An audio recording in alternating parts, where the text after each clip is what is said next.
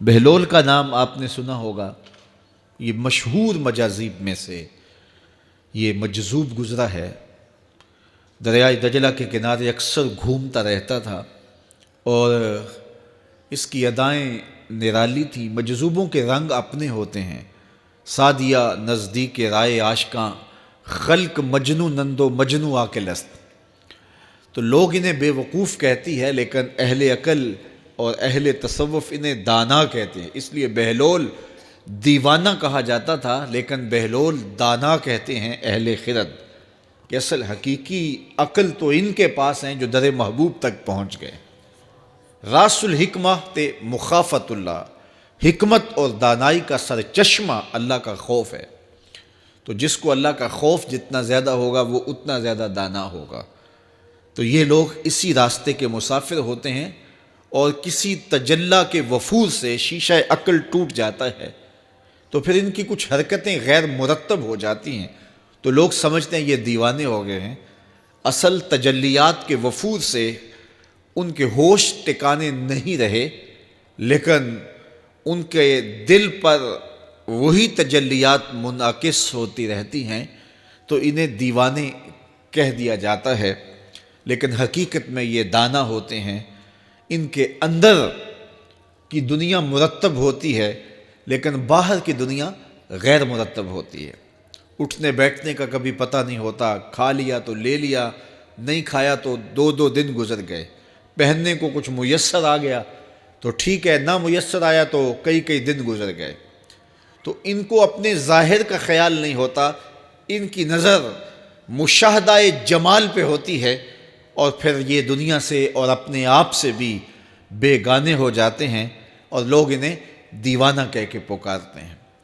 میں دریائے دجلہ کے کنارے حضرت سری سختی کے مزار پہ حاضر ہوا، تو حضرت جنید بغدادی اور حضرت شیخ شبلی کے مزار پہ، حضرت ذوالنون مصری کے مزار پہ، اور دیگر مزار، یہ سارے دجلہ کے کنارے واقع ہیں۔ تو وہاں بچے کھیل رہے تھے، تو ہم نے ان بچوں سے پوچھا کہ یہاں کوئی اور مزار بھی ہے؟ تو انہوں نے اشارہ کر کے بتایا کہ آپ اس سمت جائیں تو آگے بہلول دانا کا مزار ہے۔ تو شوق تھا تو ہم وہاں گئے، تو بہلول دانا کا مزار تھا، باہر لگا ہوا تھا بورڈ، تو شکستہ سا مزار تھا، ہم اندر داخل ہو گئے۔ تو میں نے بہلول دانا کی قبر دیکھی کہ اس کی قبر کے اوپر جو غلاف پڑا ہوا تھا وہ بھی آدھا تھا اور پھٹا ہوا تھا۔ میں نے کہا فقیروں کی جو علامتیں ہوتی ہیں وہ مرنے کے بعد بھی پائی جاتی ہیں۔ آج بھی مجذوبیت کا رنگ اس کی قبر پہ نمایاں ہے، اور میں نے دوستوں کو کہا جو میرے ساتھ تھے، میں نے کہا دیکھو کو جو ہوتے ہیں نا مجذوب، بعض کا کپڑے بھی واجبی ہوتے ہیں ان کے اوپر، تو یہ دیکھیے کہ اس کا غلاف بھی جو ہے وہ آدھا ہے، اور وہ بھی جگہ جگہ سے پھٹا ہوا ہے۔ تو اس کی قبر بھی اس کے جذب کی کہانی سنا رہی ہے۔ تو یہ دریائے دجلہ کے کنارے گھومتا تھا، اور لوگ اس سے ملتے تو جو اس کی زبان سے نکلتا وہ پورا ہو جاتا۔ تو ایک دن دریائے دجلہ کے کنارے یہ گھوم رہا تھا کہ ہارون رشید اپنے مکان کی، اپنے محل کی چھت پہ ٹہلتے ٹہلتے بہلول کو دیکھتا ہے، تو خادموں کو کہا کہ ذرا اسے میرے پاس حاضر کرو۔ شاہی حکم نامہ تھا، جو چھت کے اوپر خادم تھے انہوں نے اوپر سے ڈولی پھینکی اور نیچے والوں کو اشارہ دیا، انہوں نے بہلول کو پکڑا اور ڈولی میں رکھ دیا، اوپر والوں نے رسیاں کھینچ لی۔ 2 لمحوں کے بعد بہلول بادشاہ کے سامنے تھا۔ تو بادشاہ نے بہلول سے کہا کہ بہلول ایک بات تو بتاؤ، کہا پوچھئے، کہا آپ خدا تک کیسے پہنچے ہو؟ تو بہلول نے مسکرا کے کہا جیسے آپ تک پہنچا ہوں۔ علامہ اقبال نے جو مرد کلندر کی نشانیاں بتائی ہیں ان میں سے ایک نشانی یہ ہے، بات میں سادہ و آزادہ، معانی میں دقیق، کہ اس کی بات بہت لمبی اور لچھے دار اور گچھے دار نہیں ہوتی، سیدھی سیدھی بات ہوتی ہے، لیکن سیدھی روح میں اترتی ہے۔ مختصر اور جامع کلام کا حامل ہوتا ہے اللہ کا بندہ۔ تو کہا کہ بادشاہ جیسے آپ تک پہنچا ہوں۔ تو بادشاہ کا تو خیال تھا کہ کوئی بڑی باریک بینی سے کوئی فلسفہ بتائے گا، لیکن یہ 2 لفظوں میں اس نے کہہ دیا جیسے آپ تک پہنچا۔ بادشاہ نے کہا میں نہیں سمجھا۔ کہا بات تو سادہ سی ہے، تیری عقل میں نہ آئے تو میں کیا کر سکتا ہوں؟ کہا حضرت آپ سمجھا دیجئے۔ تو بہلول نے کہا کہ حضرت میں خود آنا چاہتا تو دیوان خانے میں جاتا، درخواست لکھ کے لے جاتا، پھر جمع ہوتی، پھر کئی واسطوں سے ہوتے ہوئے آپ تک پہنچتی، آپ پھر مجھے وقت دیتے ملاقات کا 6 ماہ بعد، سال بعد، اس وقت پہ میں تیار ہو کے ملاقات کرنے آتا، آپ کے کوئی شاہی مہمان آ جاتے تو پھر ملاقات منسوخ ہو جاتی، پھر بھی آپ کی مرضی ملاقات ہوتی نہ ہوتی، میں چاہتا تو مہینے سال لگ جاتے، لیکن ملاقات پھر بھی آپ کی مرضی پہ، اور جب آپ نے چاہا ہے تو 2 گھڑیاں بھی نہیں لگی۔ تو کہا بندہ چاہے تو کروڑوں سال بھی بیت جائیں، اس کے قرب کی کوئی انتہا نہیں ہے، لیکن جب وہ چاہے تو 2 گھڑیاں بھی نہیں لگتی۔ مانا کہ محبت کے سفر میں ہر گام پہ 100 مشکل ہے، لیکن یہ سفر آسان بھی ہے اگر ساتھ تمہارا ہو جائے۔ تو کہا کہ قل ان کنتم تحبون اللہ فاتبعونی یحببکم اللہ، کہ اگر تم اللہ سے محبت کرتے ہو تو آسان طریقہ تمہیں بتا دیتے ہیں، میرے محبوب کی چوکھٹ پہ آ جاؤ، اللہ اکبر، جس کو تم ڈھونڈنے نکلے تھے وہ تمہیں وہاں مل جائے گا، اور تم اس سے محبت کا دعویٰ رکھتے تھے وہ تم سے محبت کا دعویٰ کرے گا، اور پھر جب تم اس کے محبوب ہو جاؤ گے تو پھر جو تم کہو گے وہ کیوں نہیں ہوگا، کیونکہ محبوبوں کی تو بات مانی جاتی ہے نا۔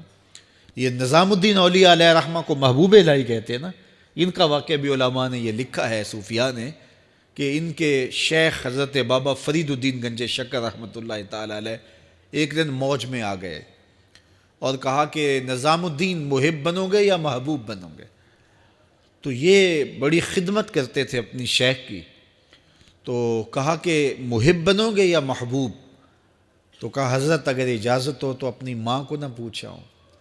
اللہ اکبر، ان لوگوں کی مائیں بھی تو صاحب حال ہوا کرتی تھیں۔ تو کہا کہ اگر اجازت ہو تو اپنی ماں کو نہ پوچھاؤں کہ محب بننا ہے یا محبوب بننا ہے؟ کہا جاؤ تمہیں اجازت ہے۔ تو گھر کی طرف روانہ ہوئے، 1 دن کا سفر کیا، راستے میں ایک فقیر تھا مجذوب، جو راستے میں بیٹھا تھا، حالت اس کی عجیب سی تھی، تو یہ سلام کر کے گزرنے لگے تو وہ مسکرا کے بولا محب بنو گے یا محبوب؟ تو حیرت زدہ ہو گئے کہ اسے کیسے پتہ چل گیا، یہ تو میرے شیخ کا اور میرا راز ہے۔ تو رک گئے، کہا کہ حضرت اگر آپ بتا دیں تو بہت اچھا ہو۔ کہا نہیں نہیں، ماں سے پوچھو، جو وہ بتائے گی وہی بن جانا، اور اگر ماں نے نہ بتایا تو کل آ جانا، اسی وقت یہاں ملاقات ہوگی، پھر میں بتا دوں گا۔ خیر چلے، رات کو پہنچے، والدہ کی خدمت میں سلام پیش کیا، پاؤں دبائے اور کہا کہ شیخ موج میں آ گئے اور کہا محب بنو گے محبوب بنو گے؟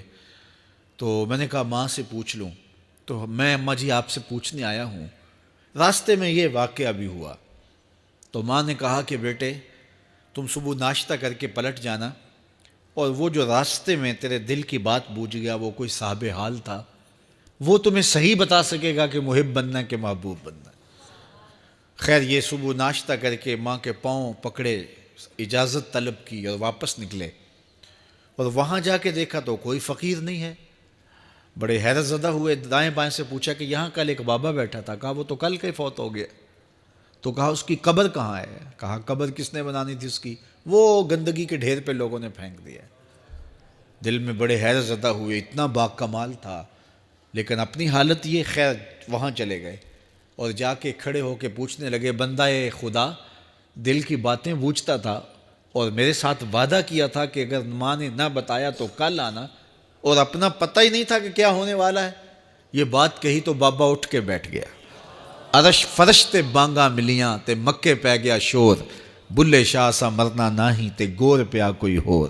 ہاں اٹھ کے بیٹھ گیا اور کہا کہ نظام الدین محبوب بننا محب نہ بننا، محبوں کا یہ حال ہوتا ہے، نہ کفن ملتا ہے نہ دفن ملتا ہے، محبوب بنو گے تمہاری قبر پہ بھی میلے لگیں گے۔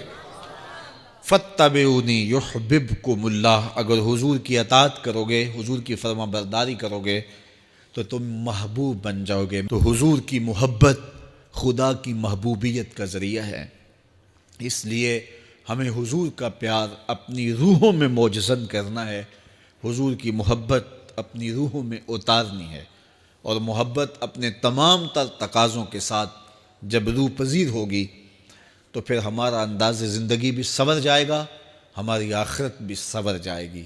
محبت کے من جملہ تقاضوں میں سے سب سے بڑا تقاضا محبوب کی اطاعت ہے، کہ بندہ جس سے پیار کرتا ہے اس کی بات مانتا ہے۔ یہ ہے دعوی محبت کا ثبوت، اس کی دلیل۔ اور حضور کے صحابہ کی زندگیاں دیکھیے کہ انہوں نے حضور